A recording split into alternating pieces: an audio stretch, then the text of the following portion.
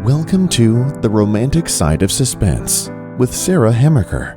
In each episode, she'll talk with your favorite romantic suspense authors. They will take you behind the scenes of the writing process, giving excerpts from their writing, and share stories about their writing life. Hello and welcome to The Romantic Side of Suspense. I'm your host, Sarah Hemmerker, and I'm so glad you joined me. This episode, you're going to hear about this month's new releases in Christian romantic suspense.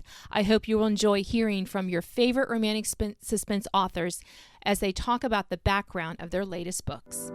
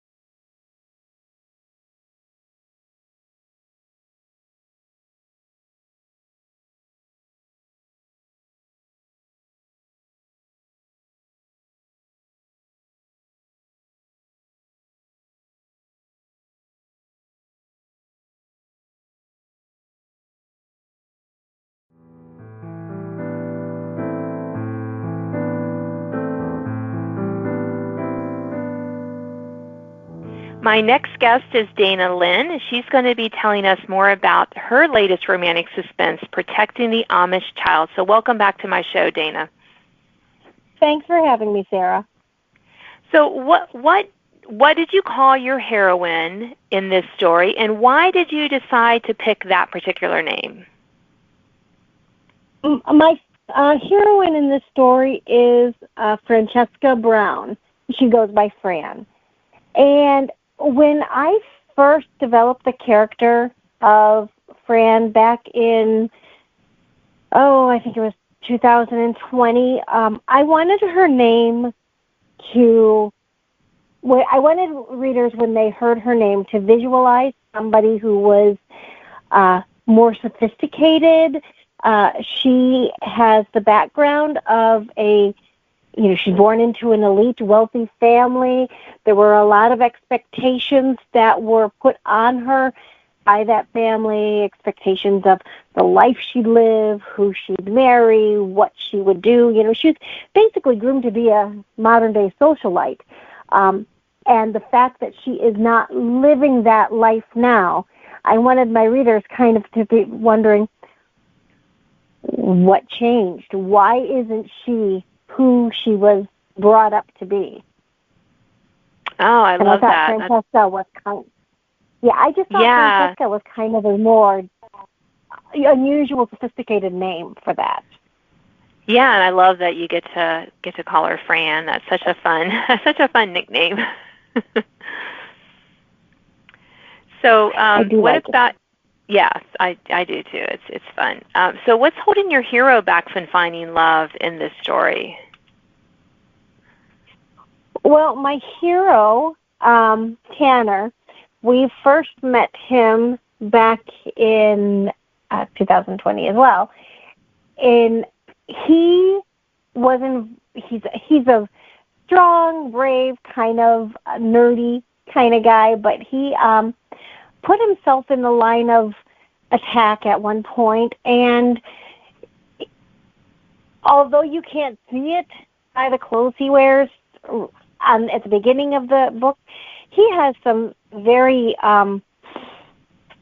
very, how do I say, nasty physical scarring on his arm and his back. And when it happened, he didn't think anything of it. It was just part of the job. But he had some rather negative reactions from other people in his life. I don't want to give it away, what those reactions were, but it made him question whether he could find somebody who would not be repulsed by his physical appearance. So he doesn't let himself get too close. Yeah. Well, I bet Fran's going to have something to say about that. Oh, yeah. So let's talk about the villain, and feel free to use the they pronoun if you need to cloak the identity. But why this person as the villain in your story? Okay, so this is an interesting thing about this particular book. I'm trying to get out of it, but I am by heart a pantser, which means that even though I have a loose synopsis, I don't always know when I start writing my story. I don't always know who my villain is going to be or how the story is going to end. And for this particular book, I had a completely other villain in mind.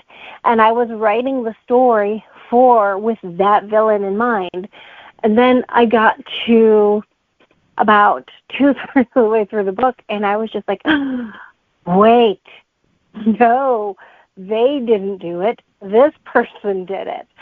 So the villain really kind of surprised me, and I had to go back and rework some things because this villain kind of snuck up on me. So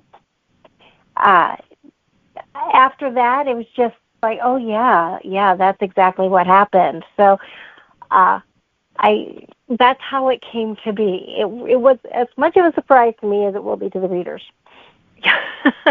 I am glad, Dana, that I'm not the only pantser person who sometimes is like, oh, yes, that's who it is. Thank you for telling me. Go moving on with my story.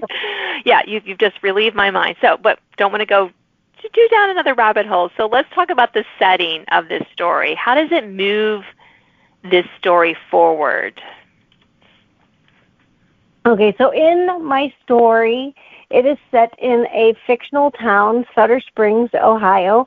And Sutter Springs is a town where the English and the Amish live side by side.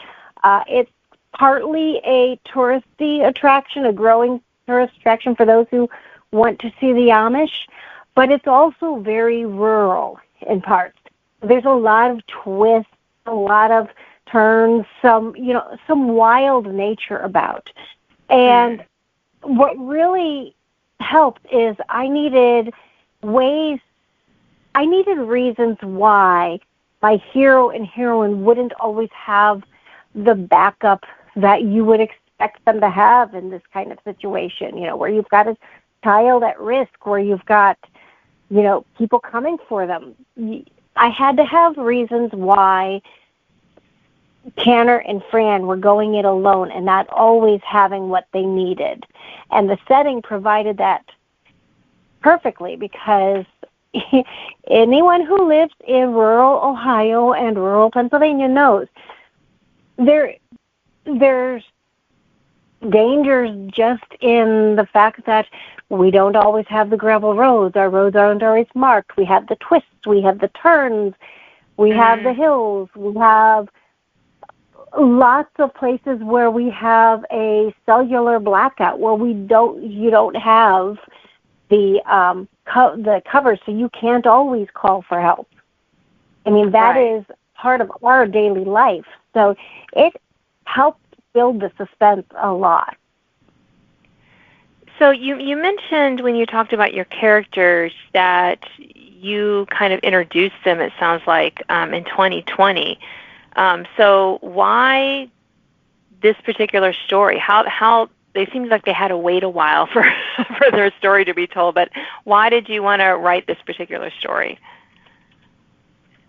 Well, I had to give them some time, because when I first introduced Fran and Tanner back in Amish Cradle Conspiracy, and that book, trying to think, that was, I think, like 6 books ago. I mean, it was a while ago.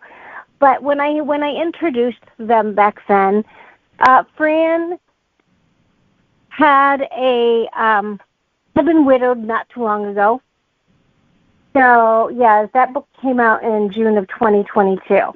So it's about 2 years ago. So I had to really let Fran have some time to get through the grieving process. And so I went ahead with other stories, and which you saw little bits of Fran peppered in here and there. Not too much. You might have seen Tanner once, maybe not. But I wanted to give her character enough time. Because when I write these books, even though it sounds strange, like when I write a story, I literally keep a real calendar on hand. So I will mark, this is when the husband died. This is when this happened. This is when this. So in my mind, even though the reader's not thinking this, I'm thinking, oh, you know what, this just happened. So I needed to give my mind time to let her grieve too. I know that sounds weird, but it's just the way my mind thinks. So I wasn't prepared to write her story yet, because in my mind she hadn't had enough time. Right. Yeah. Well, our characters are real to us, so we gotta make them realistic. Well, I appreciate you sharing about protecting the Amish child. Let's close our short time, Dana, with what is your book's tagline? My tagline for the story is, "A killer in pursuit and a little boy's life is at stake." I love that. Well, thank you again for sharing about this book. Thank you for having me. I enjoy talking about it.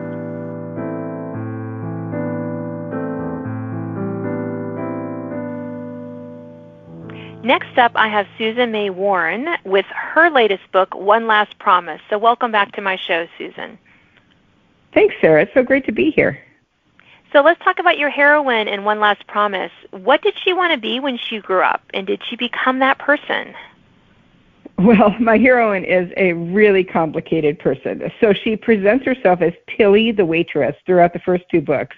And then we find out in this book that she's someone completely different. And I didn't want her to be like a spy or an undercover cop, but Tilly is a person with a lot of secrets. I think I could probably not give anything away when I say that first she was a Marine, and so she was in the military. She actually was a corpsman, and she served with the Marines as a Navy corpsman. And so that was kind of one layer of hidden identity for her. But she always wanted to be someone who could take care of herself and succeed. And so her background is very, very layered. And one of the things we find out is she's a lot more capable than she lets on. And so being a waitress was not her goal, but being someone that could be capable and take care of herself is. And so she launched herself into a number of professions that the reader's going to find out about, and of course play into the story as the plot goes on. Ah, yes. Those waitresses, you have to watch out for. Right. They are not always who that's right. Not always you never really know. Yeah, I know. I love it when there's a character who presents herself as one thing and then they're totally different, and so that was really fun to write. Yeah, I imagine it was. So let's talk about your hero. And sometimes our heroes have fears. So what is your hero's greatest fear in this story? Well, my hero's name is Moose, and the reader will find out his real name in this particular book, which is fun. But Moose is the pilot for the Air One rescue team, and Moose has a pretty extensive backstory as well. But one of his greatest fears is losing someone that he's supposed to take care of. So one of his backstory issues, and we talk about this in previous books, and so this won't be a surprise, but he had a guy that he was flying, and their plane went down, and he tried to carry the guy out because it was a blizzard, and they couldn't stay there. He tried to carry him out, and the guy, he survived, but he lost his foot, and then later on he died. And Moose has always felt that this was his fault. And so when Tilly comes to him and says, please help me, and for various reasons, he's like, absolutely, I'm in. Because he's made this rapport with Tilly. He cares for her. He actually reached out to her in a previous book, wanted to ask her out. And so for him, her issues become his issues, and he doesn't want anything to happen to her or the people that she cares about. Ah, yes. Love the silent man who, or he might not be silent, but has that great backstory, and you're like, it's not your fault, but yes, I know. Yeah. And he is kind of a silent guy, but he's full of wisdom. Moose is like the strong, silent, wise guy. Not wise guy like in snarky, but like the wise man who says the right things.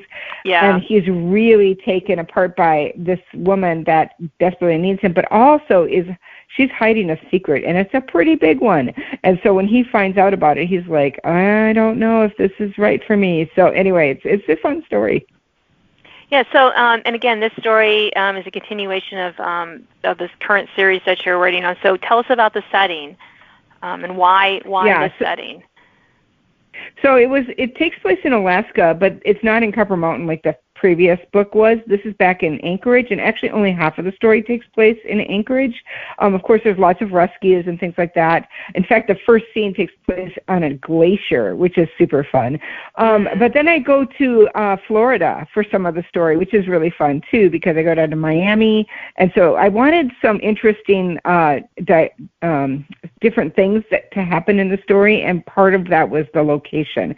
So I really wanted to put Moose a little bit out of his element and put him into a really, really warm location and see what happened down there. So it's kind of half and half. It's the extremes, right? Alaska, Florida.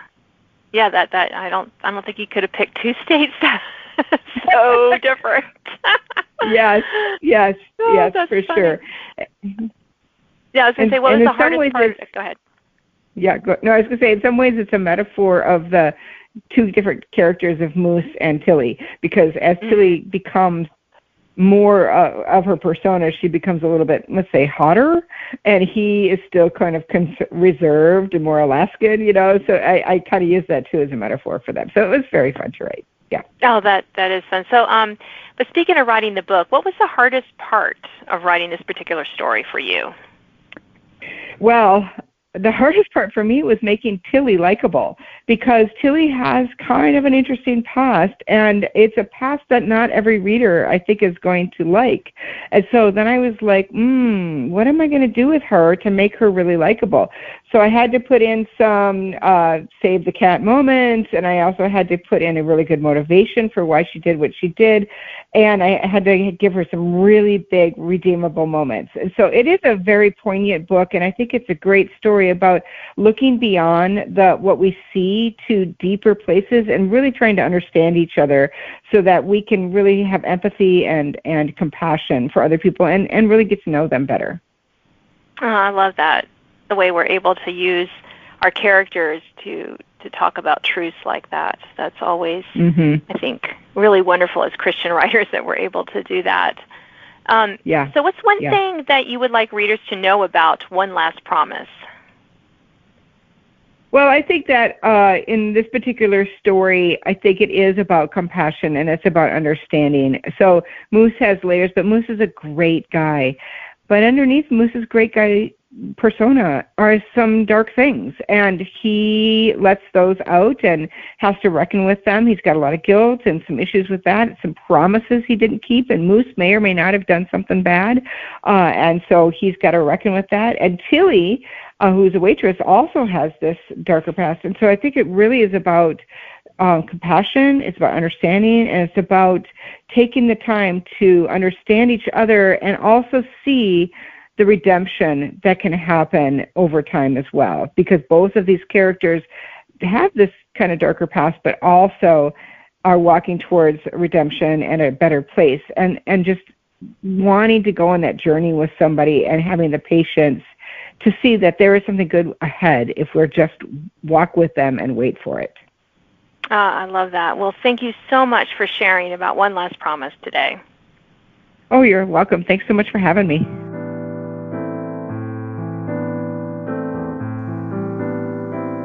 Next up, I'm chatting with Kate Angelo in her new book, Fireline. So welcome back to my show, Kate. Hey, thanks for having me. I'm so excited to talk about Fireline with you.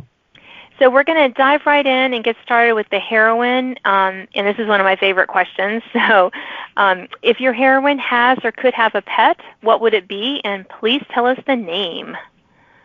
So my heroine in Fireline, her name is Nova, and she's a smoke jumper. And so when I saw this question, I was like, man, if Nova had a pet, I think she would have a cat, like an orange kitty cat that's called Fireball. That would just totally fit her. I think that would be her pet. Yeah. So, yes, I love that. Fireball for the fire. Yep. Yeah. We can have so much fun with our characters. I love it.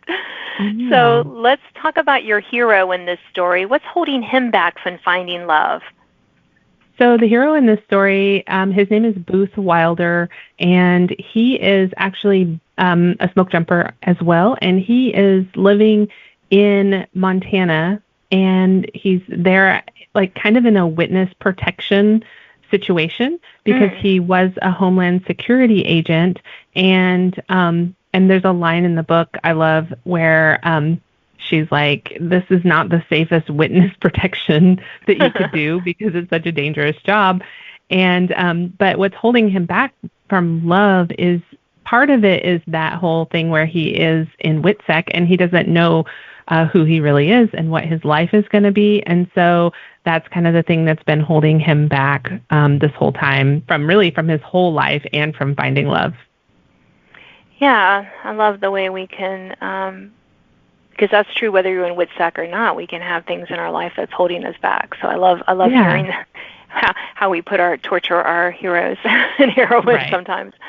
Definitely. So, let's talk about your villain in this story. What's one redeeming quality about your villain?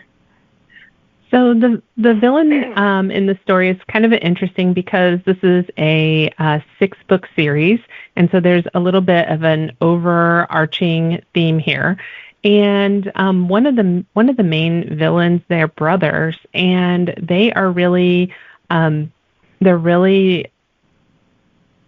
Sorry, I paused for just a second. My brain was like, what is the redeeming quality of a bad guy?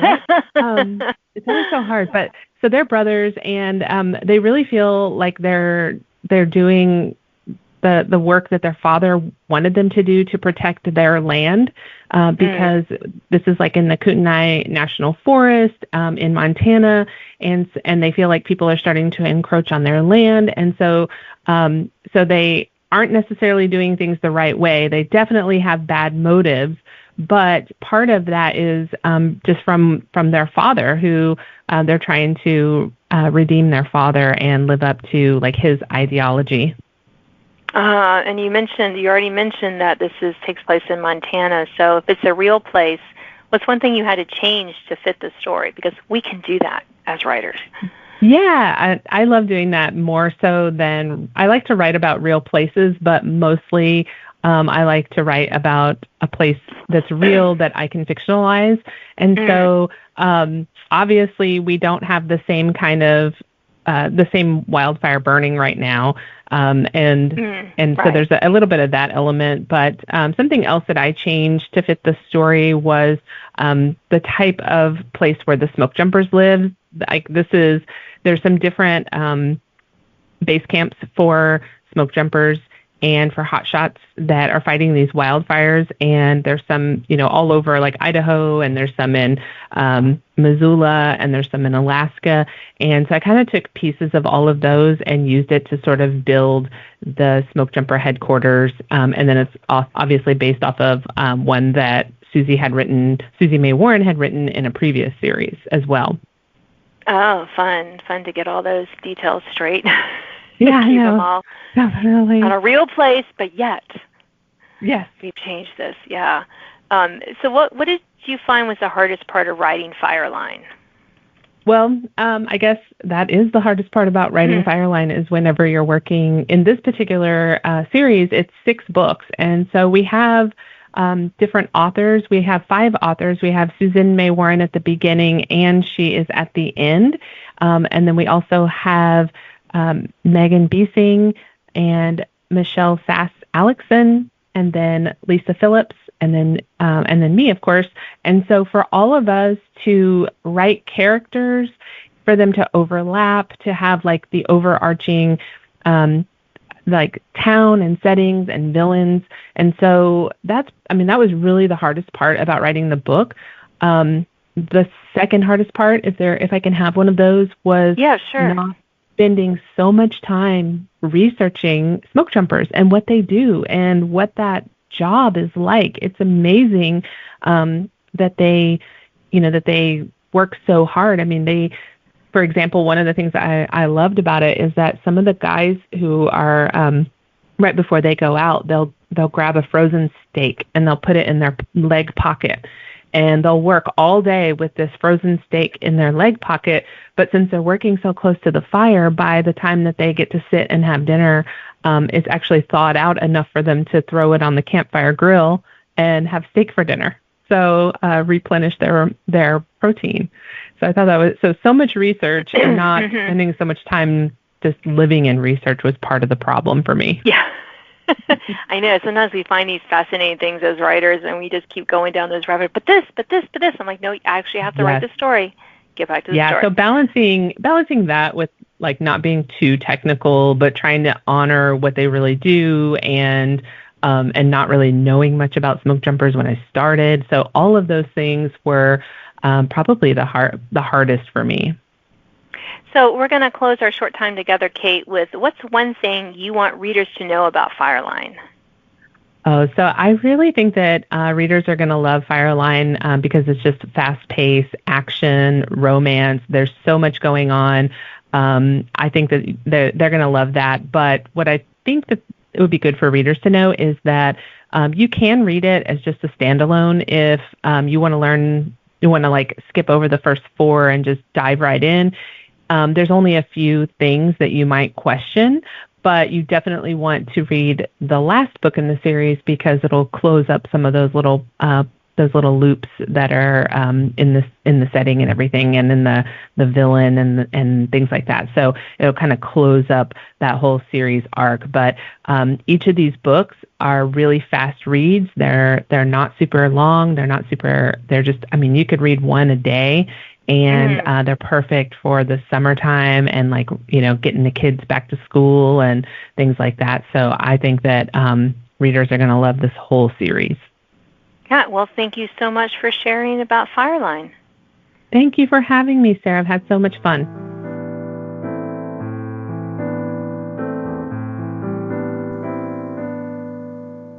Now I'm going to be talking with Jessica West about her latest romantic suspense book, Fleeing from Danger. So welcome to my show, Jessica. Hi, thanks for having me. So how does your heroine feel about love at the start of your book? Well, at the beginning of the book, her name's Lily. Lily's angry with God for snatching away everyone that she loves. And she's determined to keep her heart guarded. So she's not open to love at all at the beginning of the story. And what about your hero? What's holding him back from finding love? His name's Steven, and he likes the bachelor's life. He doesn't want a female tying him down or holding him back. And he doesn't think that he'll actually find love like his parents. So that's why he doesn't. Well, I have a feeling that something may change in this book. Spoiler alert, we write romantic suspense, generally with happily ever after. So, but it's fun to get them there.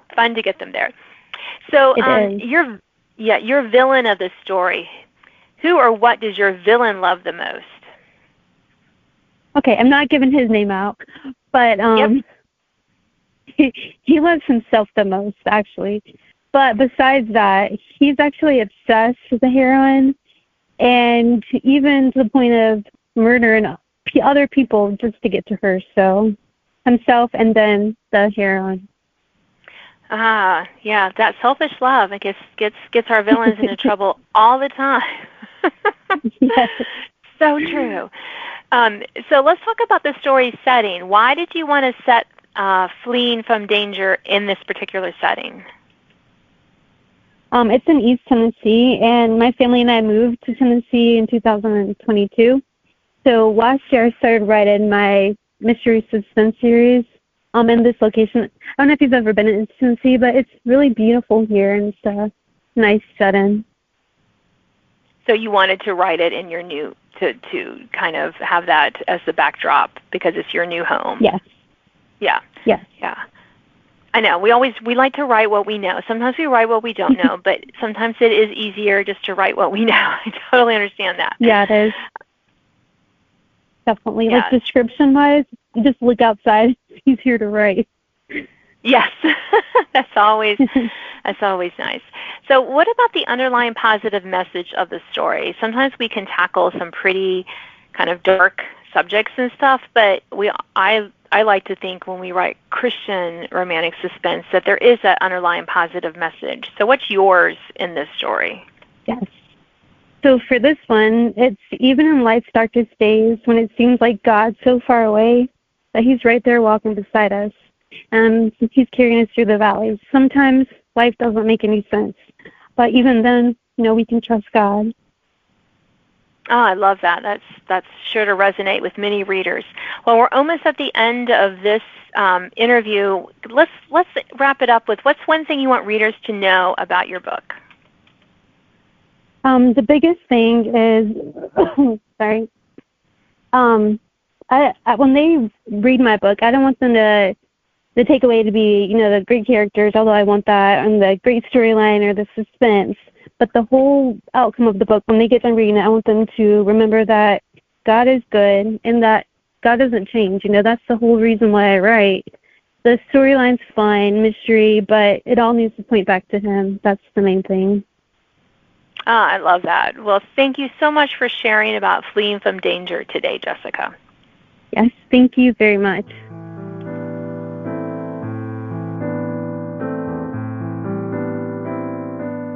Now I'm going to talk with Lynette Eason about her latest romantic suspense, Target Acquired. So welcome back to my show, Lynette. I am so glad to be here. Thank you for having me.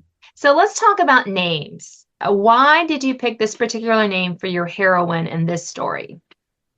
For the hero, his name is Cole. Okay, so here's the thing. When it comes to names, I have this thing. I look at what other names I have picked, and did I use that first letter in any of them? And I pick a name that I haven't used the first letter and any other names because publishers are like, it's kind of like the rule of writing. Don't use the same letter for any of your first names throughout the story. So, I mean, it does happen, but it's supposed to not confuse the readers if you use a different starting letter for each name. So I type in male names, and I picked the year he was born, like 1990 something, whatever, and then 80s probably. And I look at the popular names, and I'm like, oh, I haven't used a C. Okay, Cole it is. I know, it's so unimaginative, and but seriously, that's how I pick my names, and it works. Yeah, so what about the heroine? What's her name in this story? Obviously, it's not going to start with C. Yeah, no, it doesn't start with a C. It starts with a K. And her name is Kinsey. And when I was writing the proposal to turn in to my publisher to say, hey, I have a new proposal, come buy it. I had just gone through and picked all my heroines' names, and I like Kinsey. For some reason, I like Kinsey. You know what I was thinking, though? I think I was thinking about Kinsey, kind of picturing her, the woman, the actress, I can't remember her real name, but she's Kinsey on NCIS Los Angeles. And I liked that show before it went stupid. But in the beginning, I really liked it a lot, and I liked her character a lot. And so I think I kind of picked her name based on that. I love those kind of connections. So let's talk about Cole. What's holding you back from finding love? Oh, yes. So Cole I made him kind of different, kind of like most male characters, not most, but some, they're like, oh, I'm single forever. I'm not interested in finding love. I'll just, be alone forever kind of thing. I think that they say that, but deep down they feel much differently, obviously, or wouldn't have romance. Anyway, and so with him, I just kind of wanted him to be open with it, and like that made me, hey, yeah, I'm ready to settle down. I've done my, I was a player in the past, but now I'm ready to find that person and settle down and figure out what God wants for my life, and and have someone to do that with. So anyway, I just thought it was kind of different and cool. Yeah, no, I love that. So what about your villain? Why this person as your villain? Yeah, when I write my stories, my villains never wind up being who I started with generally. And I try, because if I'm confused about it, then or I don't know who it is. I'm hoping the reader doesn't either. And so but by the time I got about 3/4 of the way through this book, I was like, okay, I like this person for the villain instead. And so I went back through the story thinking, how much am I going to have to change? And it's weird. It just worked out that I didn't have to change that much. And I was able to make the villain. And it just, I can't really explain why. It just worked. Yeah, I'm with you. That happens to me sometimes too. So the setting, now this is the book 2 in your series. So why pick this setting for this series, this book? So the setting is fiction, a fictional place. I tend to write in North Carolina, South Carolina, Georgia, Tennessee, the states that I'm most familiar with. And so I love writing in North Carolina. I love the mountains. I love the weather. I mean, one minute you're going to have 85-degree weather, and then you have a thunderstorm and it'll be 45-degree weather. You just never know. So you can play with that and use the setting to your advantage, especially hills and mountains and curvy roads. And and that kind of thing. So I really like using that setting simply so that I can use it as part of the, I guess, as just kind of like another character. It can be good for the story. It can be great. I can have it sunny and warm for the winter, or I can like have it stormy and have them caught in the rain. It can snow, and I don't know. Southern weather is so crazy in this part of the world. I can pretty much have it do whatever I want and still be believable. Yes, yeah. As someone who writes mostly in Virginia, I totally understand. Oh yeah.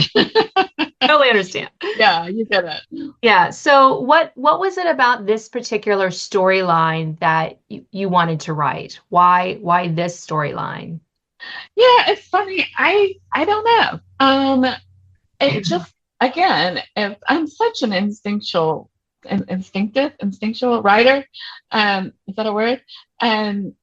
And my brain goes in certain directions, and I just let it go sometimes to see what it's going to come up with. And I'm a big fan of that SWAT show with Shemar Moore, and is that how you say his name? Shemar Moore. Mm-hmm. Anyway,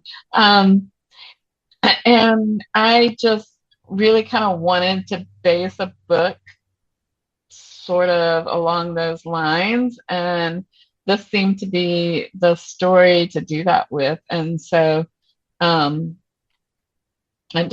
just unfolded that way. I love it. I often get inspiration from TV shows too. So mine are mostly British though. I'm a little box, but anyway, yeah. Storylines are storylines. So we are almost out of time, Lynette. So what is one thing that you want readers to know about Target Acquired? It's a little different than my usual because I do a little time split thing. Like I have a little bit in the past, not as much as a normal dual time story, but I do slip into the past a little bit and then back into the present, and in the end I do tie it all together. So it's a little different. It's not a true time story, but it's definitely a little bit of one. Yeah, great. Well, thank you for sharing today about your story. Absolutely. Thank you for having me. I appreciate it. Thanks for listening to The Romantic Side of Suspense with Sarah Hammaker. If you enjoyed this episode, please leave a review. You can sign up to receive notifications of upcoming podcasts and listen to previous editions at sarahhammakerfiction.com.